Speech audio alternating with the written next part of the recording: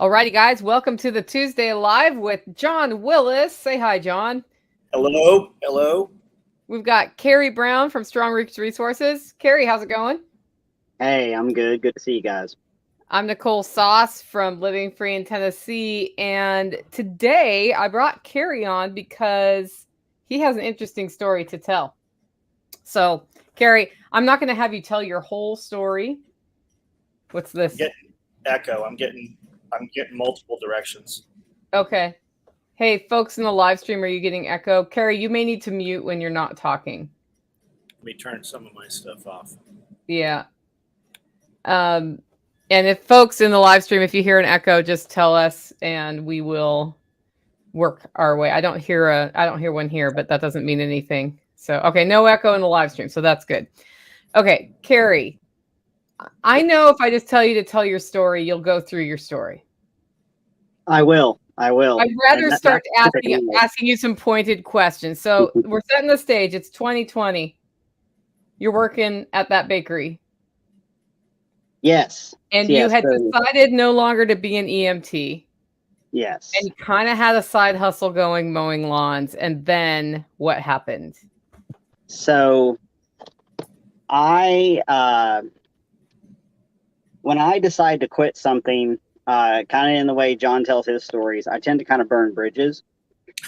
So I'm gonna back us up just a little bit, but in October of 2019, I had decided that my 15 years of working for corporate EMS was done, and they weren't going to get anything more from me.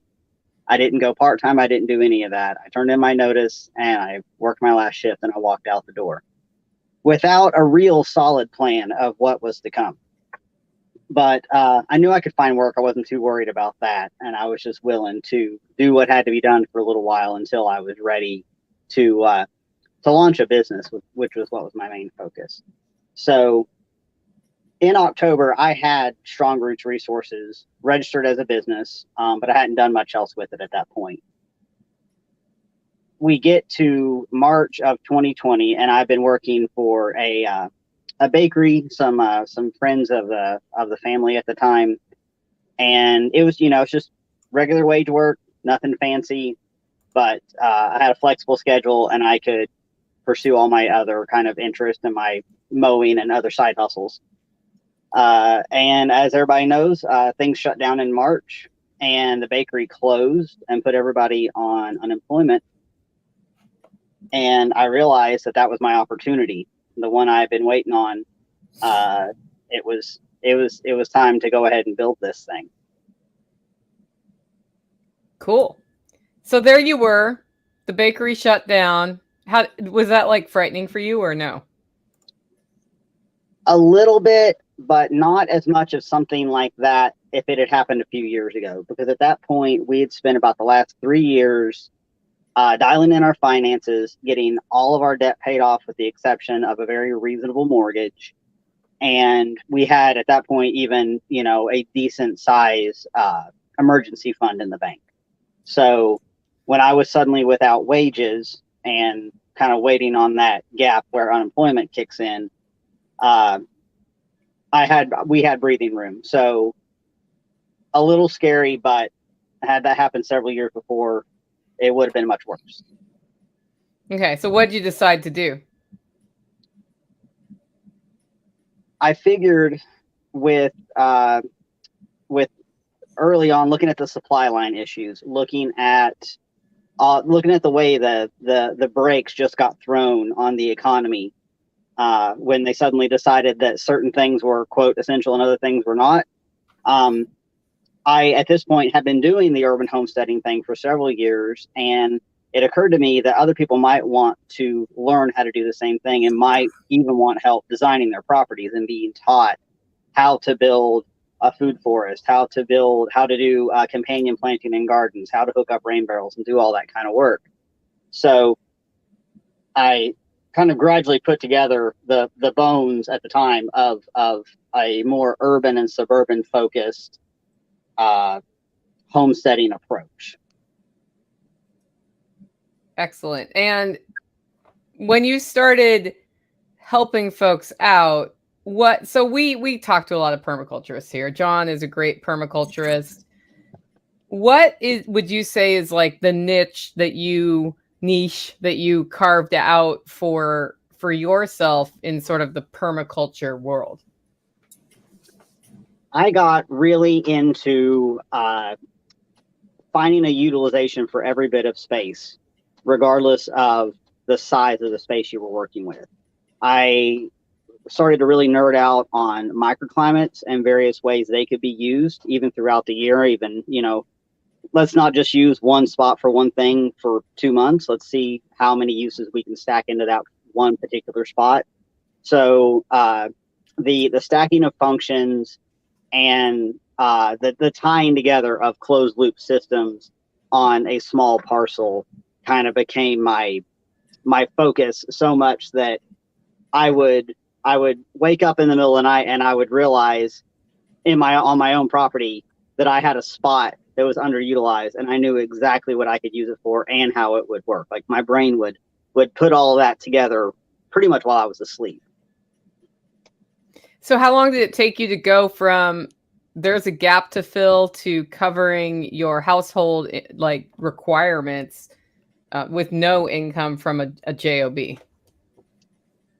A couple of years to really build up the clientele and to find the folks who want these kind of services. And at the same time, I mean, I was doing labor intensive jobs. So I was operating the business. There was one facet that was the design and the education and the consulting. And then I was also doing installations, invasive species management, things of that nature. So the goal over the last few years is to taper down the amount of heavy duty labor and scale up the consulting and the homestead based side of things, whether that's hosting events out here where we are now, classes, hip campers, and that sort of thing. How hard did you have to work? I have worked my ass off. I have never worked so hard in my life, even though, coming from a background where EMS is most definitely hard work, but it is mostly mentally hard and emotionally difficult, and you don't get to sleep a whole lot. So what I have traded is I work on jobs pretty much 5 days a week. I do try to keep the weekends off, but my trade-off was I don't really mind how early I start, but I shut my day down kind of early. I like to be wrapped up by about 4 o'clock and be back on the farm and go to bed in a reasonable hour. That was my big trade-off, is I was willing to put in all the sweat during the day, but man, I was going to bed at night because most of EMS, I was either on night shift or 24s, and there is no sleeping to be done as busy as this particular system is out here. So that was my trade. I'll sweat it out, but I'm going to bed every night. Every night? Mm-hmm. I haven't gotten to go to bed every night, I have to confess. John, do you go to bed every night? Eventually, at some time I do. Yeah. So now that you're, more on an even keel, I've noticed that you have started kind of rebranding yourself or redefining your purpose. Like, what led to that? Mostly paying attention to my customers and paying attention to what people in the area were asking for.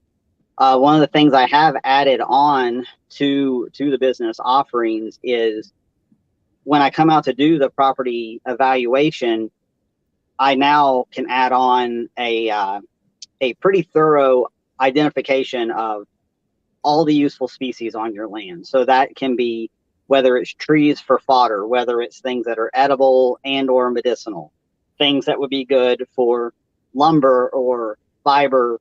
And I base all that off of the goals of the individuals who I'm working with. So I'm being a bit of a plant and a tree nerd. I was finding that I was already noticing what was there, and I decided, well, I should just, physically tag it, document it. I take a GPS photo, and all that information gets uploaded into a document to the customers, and then they know, okay, at this corner of this, we'll kind of divide it into zones. And in zone 3, I've got this stand of shagbark hickory, and this is what I can do with them. This is how I can propagate them. This is how I can market the lumber, or whatever the case may be. Cool. You mentioned wild blueberries the other day, and I was like, I've never seen one in Tennessee, actually, which is interesting. Yeah, you'll find them up in the Smokies. They'll be at the edges of the trails, especially like up in the Highlands. Yeah, they'll be up there. Interesting. But, yeah, it's just, and here's the thing. I don't necessarily know every single thing that I find. I mean, I know a lot, but there's no part of me that minds to look it up. I'll use a couple of different apps, and then I come back home and I check it against my Audubon books to get 90% on the ID, and then I can pass all the information along to the customer. So this kind of falls under, we don't have to know exactly how to do everything, as long as we know how to obtain the information. What does that service cost? Like, what's that start at? Just the the tagging and the identification of everything.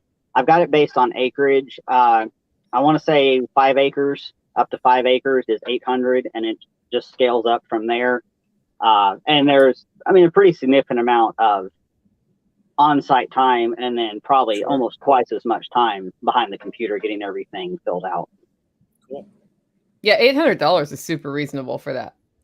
I think you need to increase your prices. I would think people would have you come out just for that, and then you could upsell them other things. Yeah, and I actually did one. I did one just this last Saturday, and brought a few students along too. It was on a customer's property. I've already done some design work for her, and she was like, I would really like to know what else we have up here. It's mostly wooded. They're up on a ridge at about 950 feet, and it was a lot of fun. So I was out there for almost 3 hours, and we just kind of wandered around. I had already parked some flags and marked some things a week or so before, so I could find them again. And then I was able to point out, we found a kind of berry that I've never even heard of before. It's called a farkleberry.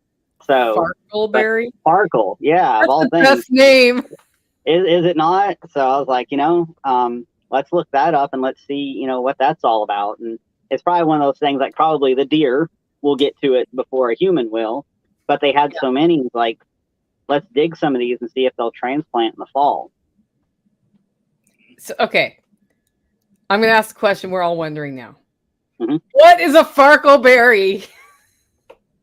Like, describe it. It looks like it's basically like a service berry, but at a glance, if you saw one of these in the woods, you would think it was some kind of wild blueberry. The leaf shape's about the same. The shape of the shrub's about the same. Apparently they're a little more astringent, so it's better to cook them down. They're not all that palatable if they're raw, but that's, like I said, I had 3 different apps all kind of give me the same answer, and that's actually one I still need to actually pull up in my field guides here at the house. Mm-hmm. That just sounds like something from Willy Wonka's Chocolate Factory. It kind of does. Yeah. Plant names are always fun. So you've been doing wild edible walks though too. Like, how do you get ready for that? What does that look like? So when I did this one for Belinda, I went out about 2 weeks beforehand. I was out there for about 3 hours, and I just walked around and I looked for things. I started off looking for things that I actually didn't know, that I didn't recognize, because I'm out there to learn as well. So I locate the plant, I apply a permanent metal tag to the plant or the tree with the name on it. I check it against the apps, I check it against my books here at home, and then I will get a GPS tagged photo. And that's kind of the basics of how I accumulate a list for somebody. It really is mostly just wandering and seeing what catches my eye, seeing what's different, seeing what's going to be unique, especially to that particular site, because there's going to be a huge difference between what's coming up in my fallow cow pasture versus what's on the, northeast side of a ridge in, down close to Watts Bar. Yeah. So have you wandered much around John's place looking for what he has wild in those woods? I have when I was out there in October and I was kind of camped towards the back, kind of on purpose. And it was so I could kind of wander around and see what was back there. It's you got a few cool things out there, John. I mean, I'd be happy next time I'm out to throw some tags on stuff and walk around with you guys and just kind of indicate maybe what else needs to go away, and what could be propagated. That's kind of my next big push out here, is increasing the propagation skills for especially like the trees with the edible leaves, nut trees, fruit trees, and that sort of thing. Mm-hmm. Yeah, I don't know a lot of, like Andy was saying, it amazes him that people don't know what trees. I don't know what some of the trees on the property here are. And I'm sure there's stuff back there that I don't know what it is. So yeah, I mean, I could think of several people that would use just that service to, tag everything on the property. And then I know we've got like poison ivy growing up these trees we need to get out of here. Yeah. And that was another thing I'll do. And often, you'll find poison ivy and Virginia creeper side by side. And for most people, Virginia creeper is not a problem. Now, anybody can have a reaction to anything, but generally speaking, Virginia creeper is not an irritant. So I do take an opportunity to show, okay, this one, steer clear. This one, okay, probably fine to rip it off the tree without gloves. But usually if I find Virginia creeper, the other stuff is going to be mixed in with it. So I just kind of treat it all like I'm going to have to end up taking a giant dose of prednisone if I get into it. How do you deal with poison ivy elimination when you're working with customers who have it? Because I know how I deal with it. I know John Willis would never do what I do, but I assume there's another way. Mine have 4 legs and horns, and one got on his Porsche once, and I think it made him mad. That goat maintenance would be the way to go. Yeah. I try not to deal with it when it's in leaf. It's easy enough to define or to see and locate when it's when the leaves are off. It's also a little less volatile. Those oils are a little less volatile in the wintertime, so I tend to deal with it then. I usually trace the base of the vines. It's usually right up against the tree trunk, and just pull it out. Just long sleeves. I'll put on kind of like the rubberized style work gloves, and then tape the seams of the gloves to the ends of my sleeves. Because it doesn't take much on me at all. I get a little bit on my wrist, and it's no fun. So take away the ability for it to come into contact with my skin, and then we have spots out here where we just have brush piles that we make, and every so often my brother will come in with Bobcat and kind of roll over it, push it back. Never ever ever ever ever burn poison ivy. Those oils can aerosolize. Yes. You're in the hospital. Yeah, you're in trouble if you do that. So never ever burn it. If there's any chance poison ivy has gotten its way into a brush pile, maybe you made one and then you left it and stuff kind of crept in. Don't light that up. Just let it dry out in the sun.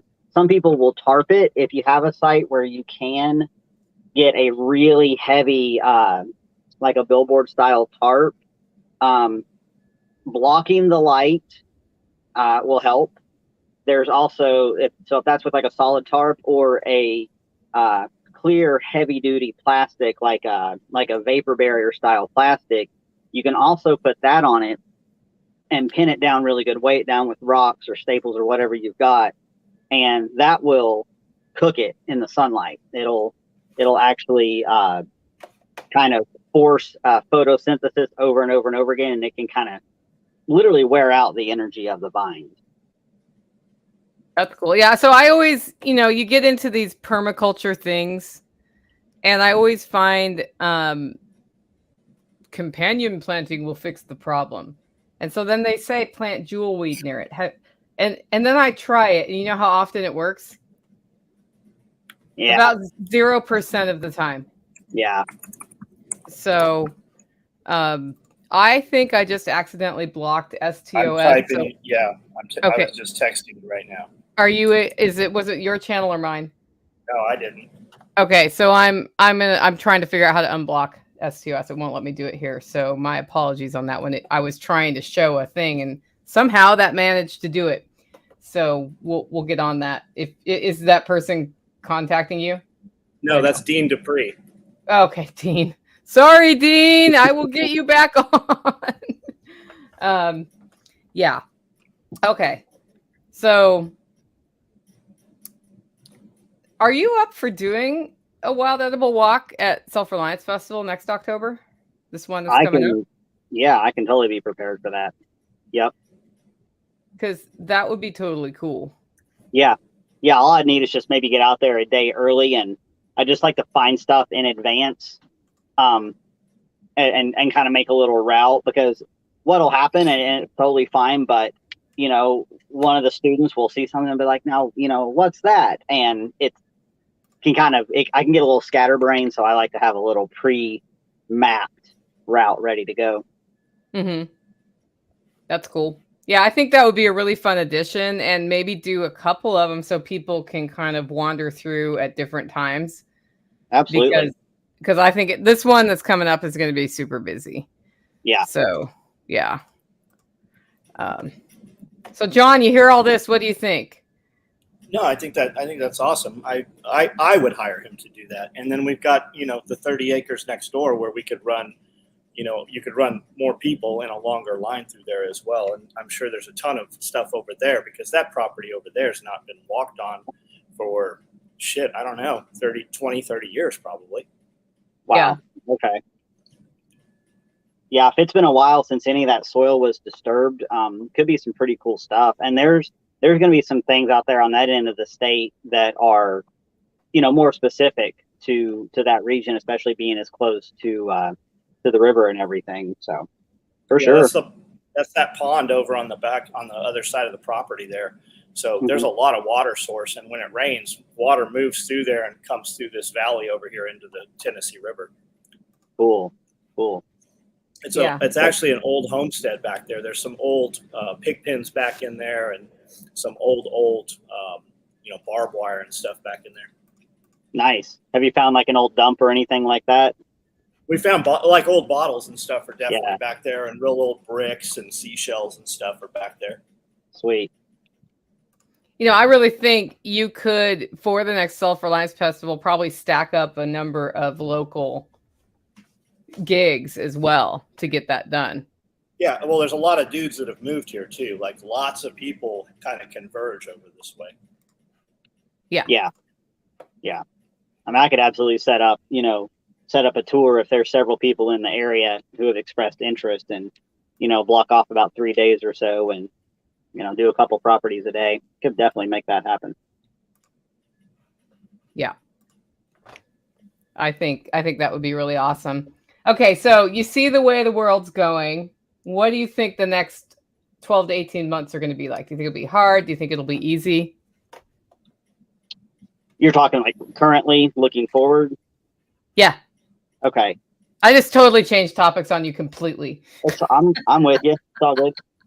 I'm really not one of these doomer types at all. I also I don't have my head up my rear end either. I am totally aware of the fact that kind of the way CJ presented at the last SRF, we're in the decline of Western civilization, but it's still happening at a rate that is noticeable to us who live 80 or 90 years. But I'm not real worried about things truly 100% completely falling apart in a few days. So my main focus these days, looking ahead, is building relationships with people, whether that's with people who want to do business with me and exchange money in whatever form. That's cool. If it's meeting people at your events or SRF or similar, and just kind of adding to that network of folks who I've been working on building for a few years now. Building those relationships has gotten me further and helped me fix more of my issues. And, I've been able to do the same for others than anything I've ever done before. So I'm really out there to meet people, to share my knowledge, to learn from them. That's the idea. Cool. That makes sense. Do you recommend that people develop certain skills, or like, how do you talk to people who are like, I need to have resilience in my life? Like, what do you tell them to do to get started? I try to impart early on that you can't control everything when it comes to dealing with nature. Some people, they want to put in gardens, but they feel like they have to do this total like scorched earth approach to everything, and that it's gonna be this fortress that no squirrel could possibly touch or anything like that. Or I try to be realistic with them, and we can produce a whole lot of food even on a quarter acre in a subdivision, but I'm not going to kid them and be like, you can provide 80% of your food in this manner, because you probably can't. But you can definitely do things that means food production, also means another way of making money through cuttings or propagation or selling compost or whatever the case may be, earthworm castings. So I try to be very clear about the reality of what we're getting into, and also that these systems, especially things like food forest and guild design, takes time to actually get anything of substance out of it. You kind of have to be willing. I want to work with people who are willing to look at it as a long haul. People who want immediate results right away, I'll definitely offer suggestions and things, but those people are a little bit harder to work with, because nature moves at its own pace, and we just kind of have to observe and interact appropriately with it. That makes sense. It's kind of funny how people were really afraid. I don't know, John, if you've seen this, people were really afraid at the first part of this year. Have you noticed that people are less afraid now? I don't know what you mean by that. No, I think things are getting crazier. I think your government is starting to categorize and catalog people. You've got a bill in Virginia right now where they're trying to ban all military type, any shooting and moving, any military type training. They're trying to ban that. You've got, every time something happens in the environment right now, they say white supremacist, even though it's brown guys that clearly aren't even white people. And I think that causes a lot of, I don't know if they're doing it if they're trying to move in that direction for real, or they're just trying, because it causes a lot of talk, right? It's a lot of distraction. If we're back and forth with this, we're not out there, So I don't know that it's calmed down. If I feel like it's actually amplified right now over the beginning of the year, even more so. I think it's heading in exactly the direction that people were saying it was going to go. You've got this bump stock ban thing right now, where in just a few days they're going to turn, I think it's 18 million. It's probably even more than that have these short little carbines that are classified as pistols with a bump stock. ATF said, hey, just detach it.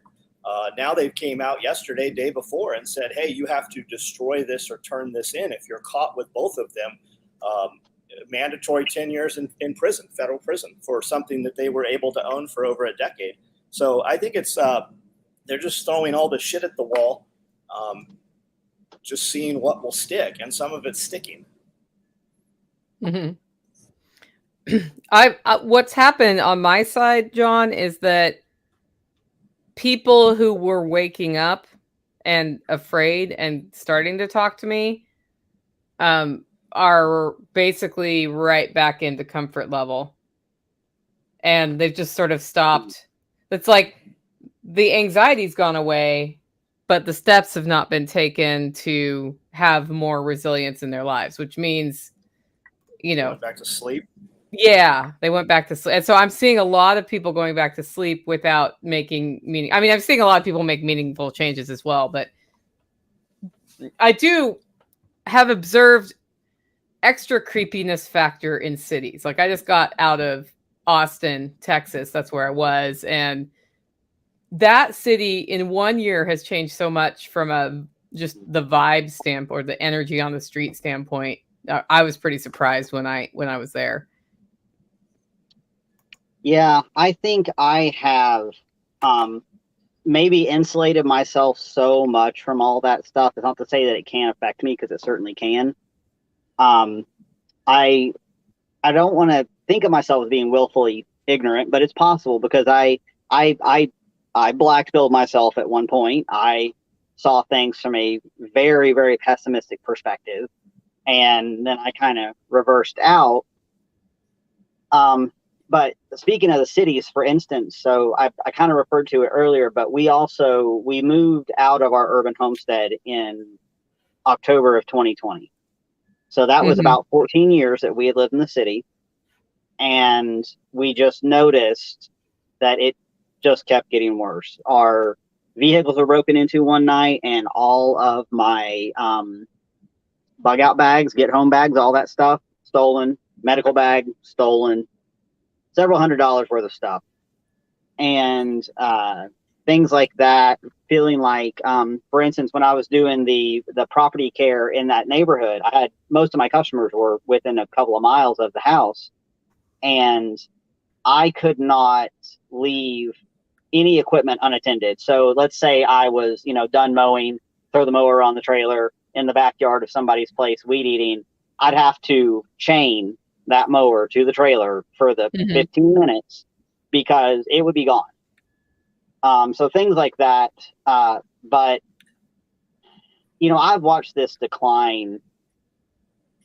I remember what it was like when we had people who evacuated from Hurricane Katrina. A bunch of them came up to Knoxville, and they were staying, the churches, the sanctuaries and stuff opened up and had beds and everything, because it was more than the Red Cross can handle. It was several thousand people.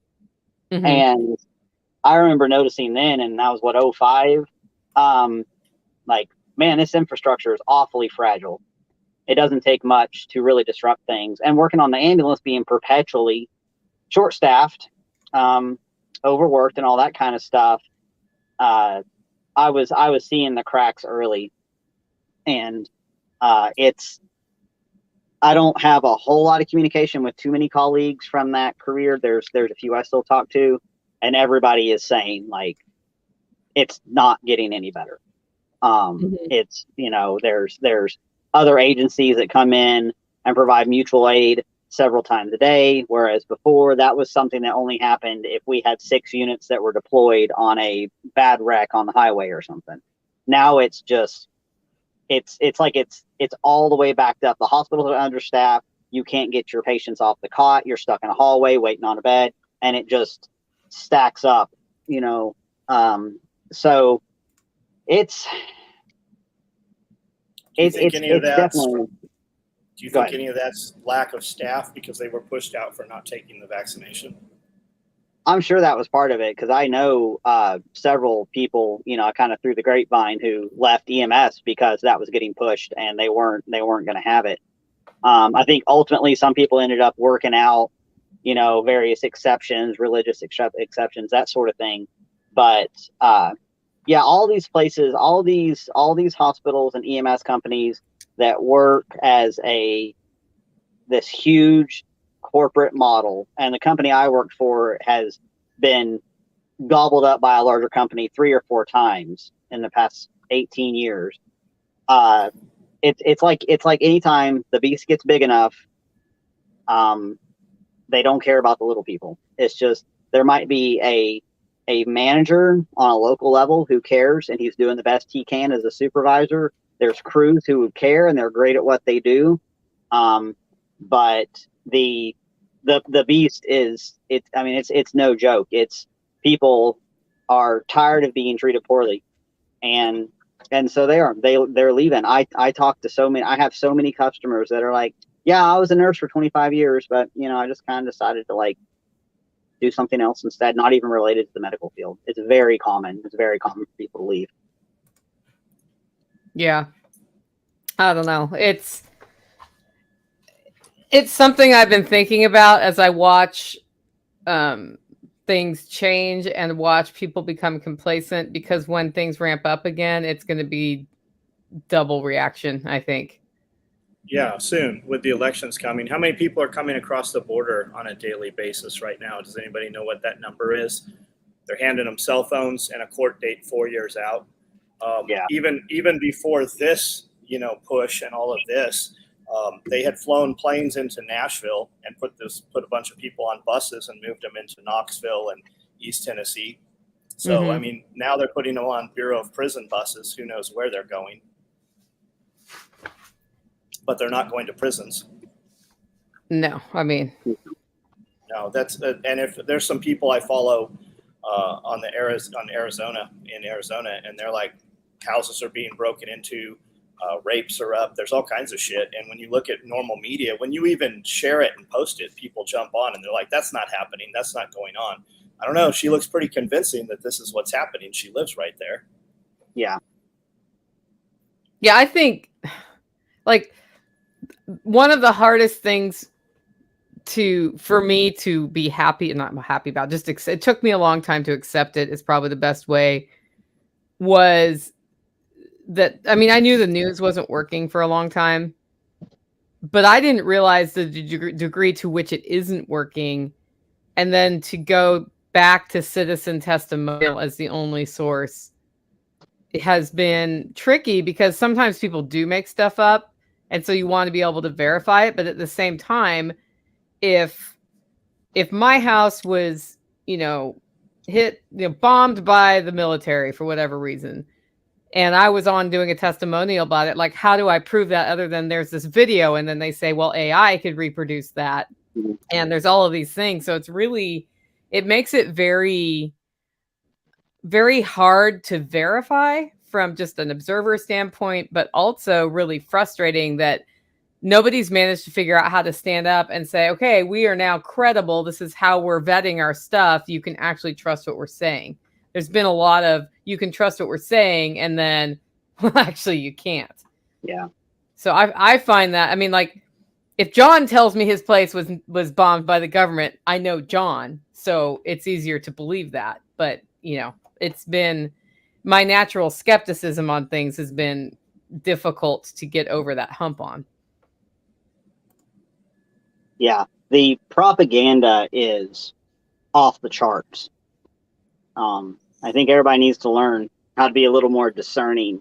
I see a lot of stuff, a lot of videos, and it makes me wonder, like, why it's like the filming angles look all wrong. Like, it's supposed to be something that's kind of like spontaneous, but it looks like movie camera quality of, it's like being held by a steady hand. There's no, weird motions or weird background noise or anything. It seems like too good, too professional. So I'm kind of in the realm of, I kind of need to see things to believe it, or get it directly from a credible source.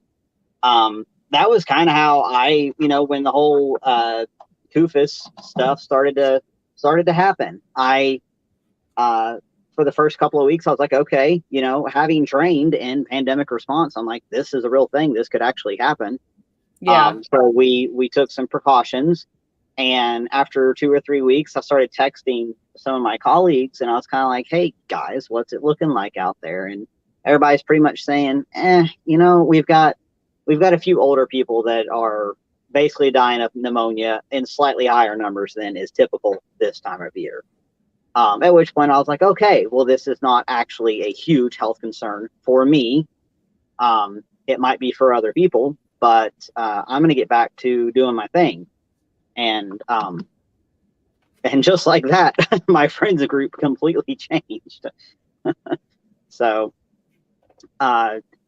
people will, I think some folks actually enjoy being scared and feeling panicked, I think it might actually be an addiction of sorts.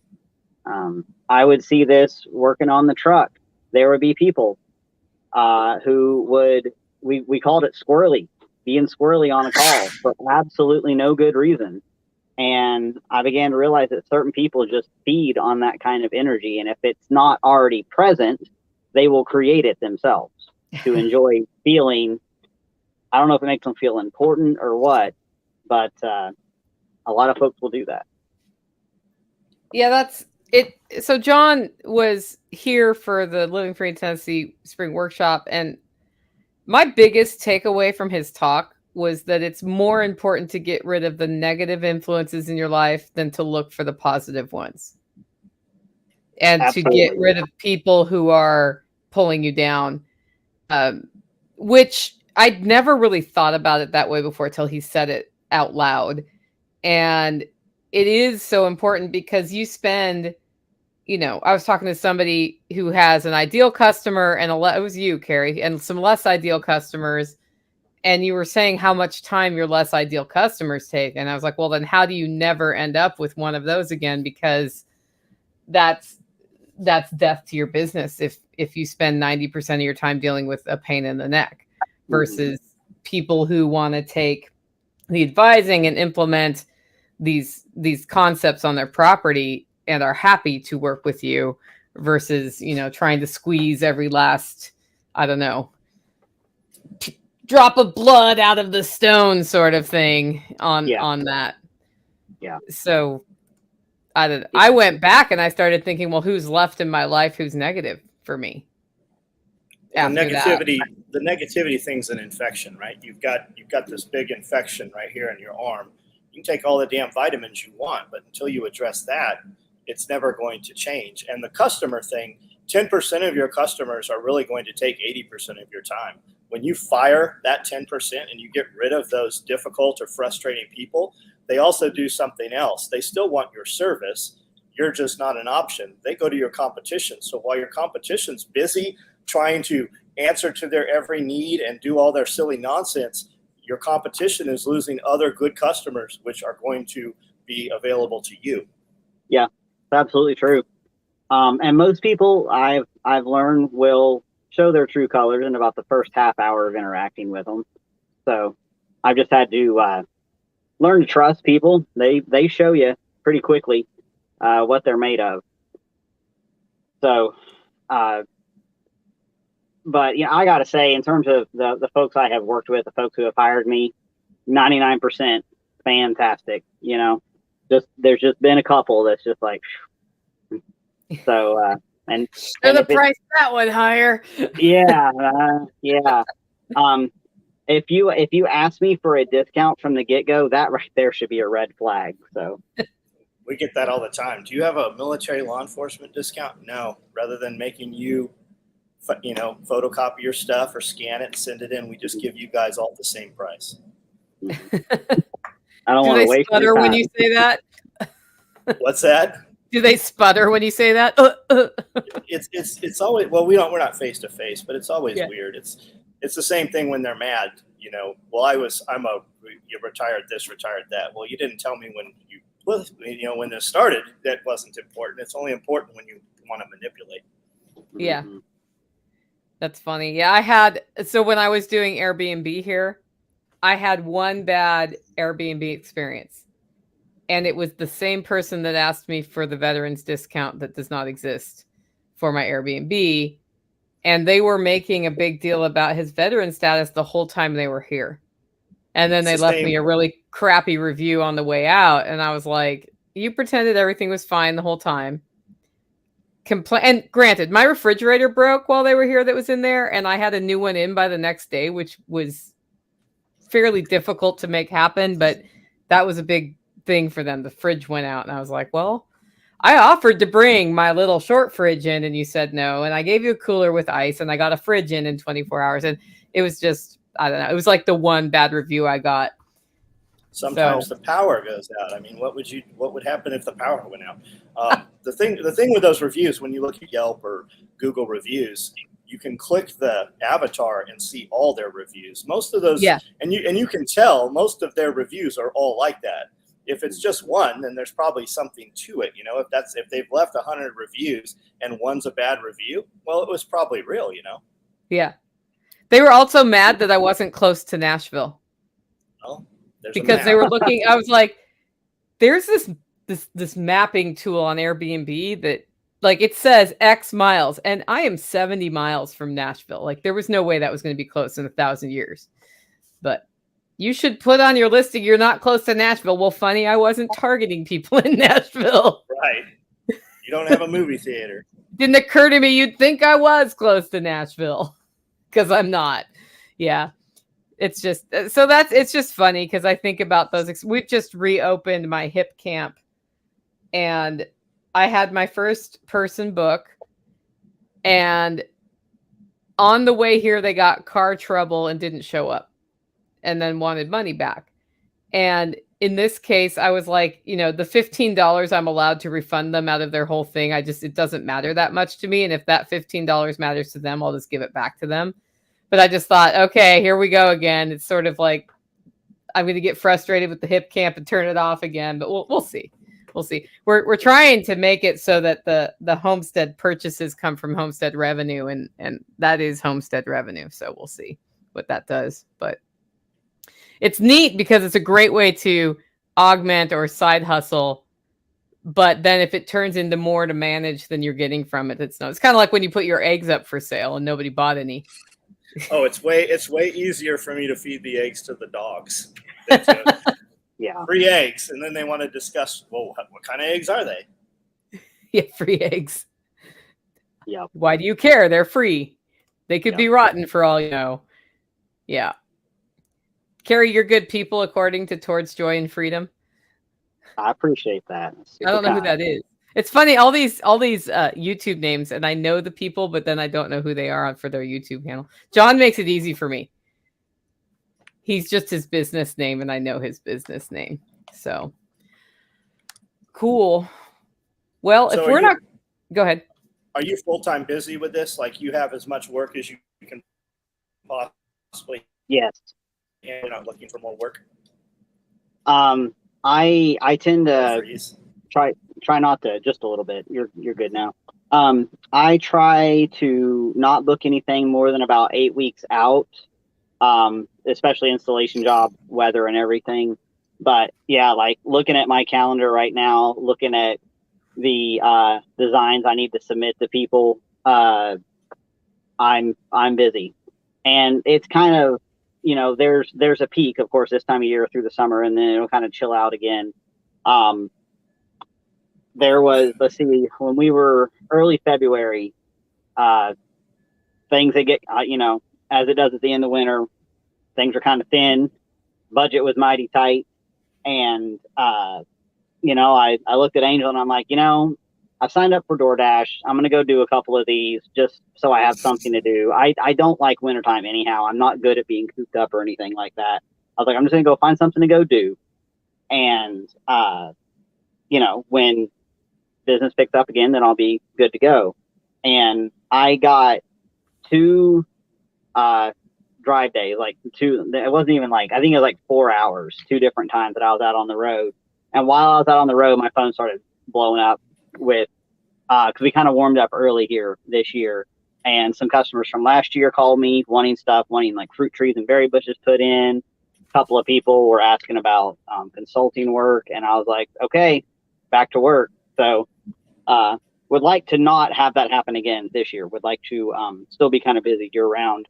Mm-hmm. But we're also, this time around, because our taxes went up and all that kind of stuff. But this time around, we decided to designate a certain amount of money from I have a couple of recurring property maintenance jobs.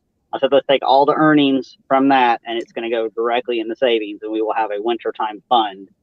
So I won't be quite so panicky in, you know, at the end of the wintertime. And even though, even with that, at this point, you know, my energy is off grid. I have no mortgage anymore. Our structure is paid for. I basically need to be able to feed myself and pay for my insurance. So if I can scrap up enough money to do that, everything else after that I kind of see as gravy. But like anything, more money definitely makes things easier. Yeah, I know the coffee business is really seasonal like that, Kerry, and I just don't expect the coffee business to have that, like in the summer times when my lull comes. I tend to book more speaking engagements in the summer for that reason. Mm-hmm. And then you cannot book me in December to speak. You'd have to pay me a lot to do that, because December is just full on balls to the wall for the whole month until Christmas. And then there's a bit of a lull between Christmas and New Year's. And it took me 2 years to acknowledge that that's just going to happen every year. Yeah. So, I don't know.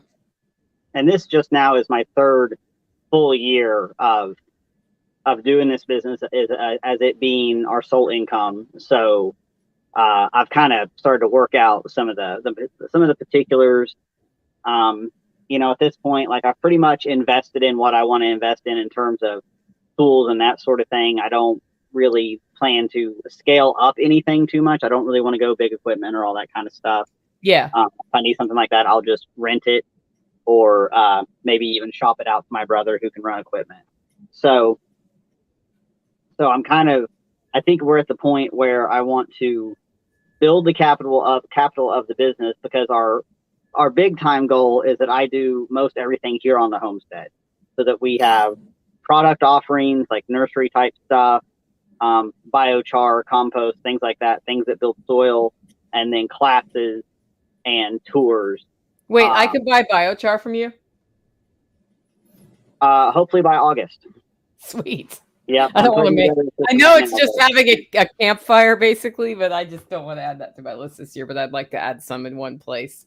Yeah. So I want to do more products. I want to do more homestead-based products that help other people with their with whatever they're working on, and not travel quite so much. I'm trying to keep it kind of close, but to some extent, travel is involved. So it's not my favorite thing in the world to be away for several days at a time. So I kind of really want this property to support itself. This is property that my brother and I will eventually inherit.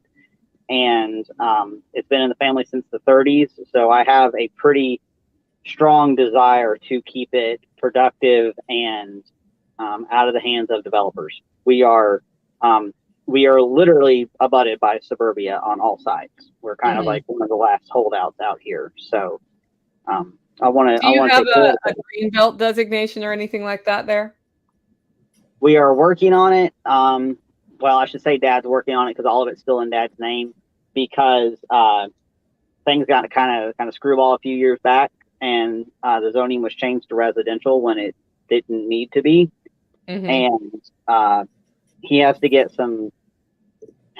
There's several parcels up here, and you have to have a minimum of 15 acres. And because the parcels are separate, nothing adds up. They will add up to greater than 15, but not any particular parcel is 15. So I think Dad's working on getting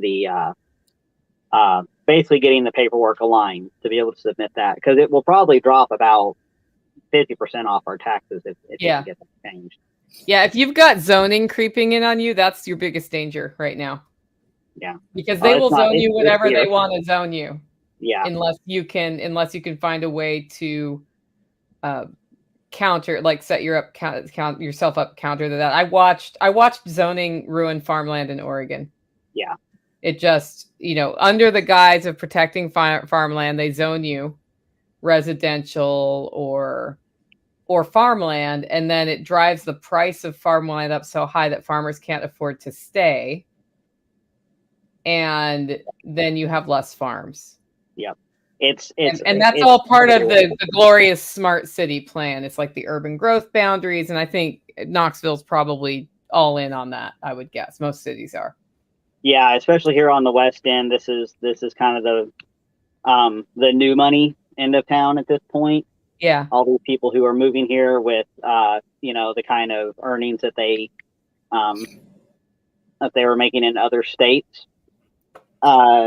Yeah, it's a huge issue. It is every single Facebook forum has people in subdivisions crying over the fact that their view of the farm that's across the street is being ruined by development, not recognizing that they live in a development that just happened 10 years ago by the exact same process. And I'm not particularly one to go out and fight a political fight on this stuff. I'm just trying to focus on taking care of what I can on our end here. But I mean, it's disappearing fast. There is a huge development going in up on Emory Road that nobody is happy about except, the developers. But it's going to happen anyhow. And it's like anything, they'll put these high density neighborhoods in on a little windy 2-lane road, throw 500 more of those kids into the schools. I mean, nobody seems to really grasp that we're not designed to be this densely populated on any, whether it's infrastructure or, when you account for human happiness, that's really not how we're designed to live. Yeah, I see K-Bonk's comment here. Politicians playing with crayons equals zoning hell. And here's how this works, guys. They set up an Agenda 2030 meeting, or Vision 2030 is what they'll call it. You get invited in as a quote unquote stakeholder to participate in the meeting. And then what they do is they give you these maps and let you color in where you think it should be residential or business or whatever. But they have given you parameters that automatically guide you to doing what they want you to do. So it's not like you have a blank slate and get to do that. Then they use that as justification that the people who live in the area want this to go out, do the marketing campaign to get the zoning enacted through usually your county or city commissions, and then you're screwed. Yeah. If you're, and it, you can block, you can actually become a problem at those meetings if you go in advance knowing how they're going to work, to start to chip away at well, there's more options than this. There aren't just 2 options here. There are thousands of options. You can start chipping away at their own process. You can use their own process against them. I haven't spent much energy fighting policy like this in a number of years, but if they start going the zoning route in my county, that's when I'm going to be like, man, I don't want to do this, but it's time to do this again. So, local little tyrants are the bigger problem than people think. That is absolutely correct. So, meanwhile, the government's trying to steal John's property for a road they don't need. They already have it. Yeah. Which, that just sucks. Anyway, on that happy note, we've been on about an hour. Do you want to go around the horn and promote something? Sure. Let's see. We're going to have our homestead meetup for people who are in the Knoxville area. June 4th. That's the first Sunday in June, from about noon to 5 o'clock. We've got it set up as a swap meet. It's not necessary. If you want to bring stuff to swap, if you want to bring cash or whatever means of exchange is happy for you. We've got people who show up ready to do any of that. A lot of times folks just show up to socialize, to network with people. I can show the systems that we have up here. I can describe the solar and, how we kind of set up the cabin and all that sort of stuff. Mm-hmm. So if folks want to email me at strongrootsresources@gmail.com, I'll put you on the invite list, add you to the mailing list, so you'll get the directions and all that kind of stuff. They're growing every time. Last one we had about 20 people. We're not real fancy out here, but if it's Angel always makes good food, have some refreshing drinks, and there's room to kind of wander around. And one of the favorite things that I saw last couple of times back is a couple of ladies who had never met before started chit-chatting, hit it off right away, and I watched them just kind of like wander off into the field just to look at stuff and talk about things. So it's an open invite, open house. If you're trying to meet other homesteaders, if you want to look at any particular system, I can show how swales are built. I can show how vermicomposting works. I can show more than I can really think of right now. Food forest design. So, yeah, folks are welcome to come out. And that email below is the best way to get a hold of me to schedule a phone call if you're interested in any consulting or design work. I always start with a no obligation phone call to make sure we're on the same page and make sure my services are going to be a good fit for what they're looking for. Awesome. John, what do you got for us this week? We got a chainsaw workshop coming up here. Will be June 17th. We will feed you. You'll be able to come in Friday before that. That's a Saturday. Be able to come in Friday at camp, hang out. And then the 17th is the chainsaw workshop. I do a live video every night at 9 o'clock on YouTube. Jump on. We can talk about whatever you want, whether it be gear that we make or just current events or whatever you've seen in any of our videos. We've got tons of videos up on YouTube, so check us out, and we are easy to get a hold of. Awesome. How do they sign up for the chainsaw workshop? They don't yet. It'll probably be up tomorrow. Okay, cool. Awesome, guys. Well, I'm doing a smart homesteading webinar on June 1st. If you're interested in what is smart homesteading, it's just looking at your overall objectives before you start going hurdy-gurdy in 19 directions at once. And then if you want to go hurdy-gurdy in 19 directions at once, that's on you. But I will share some best practices I've learned over 15 years of homesteading. And if you're interested in that webinar, it is at NicoleSauce.com or livingfreeintennessee.com. Just head over there, sign up. And if you want to get it for free, use the coupon code EXIT, EXIT, if you want to grab that for free. Anyway, that's what I've got going on. We will see you next week. Awesome. See you guys.